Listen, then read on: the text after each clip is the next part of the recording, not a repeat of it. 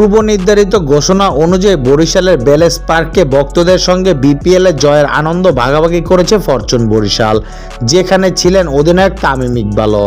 বরিশালের ভক্তদের ভালোবাসায় আপ্লুত হয়েছেন তামিম। গত বছর শিরোপা জয়ের পর ট্রফি নিয়ে বরিশাল যেতে না পারলেও এবার জিততে পারলে ট্রফি ট্যুরের ঘোষণা আগেভাগেই দিয়েছিলেন অধিনায়ক তামিম ইকবাল। এবার নিজের বলা সেই কথা রাখলেন বরিশালের অধিনায়ক। 2 আসরের 2 ট্রফি নিয়ে রোববার দুপুরে চার্টার্ড বিমানে করে বরিশাল উড়ে গেছে দলের সব ক্রিকেটাররা।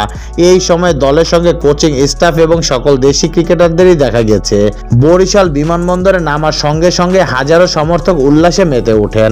বিমানবন্দর থেকে ফরচুন বরিশালের টিম বাসে করে ক্রিকেটাররা শহরের বিভিন্ন স্থানে যান।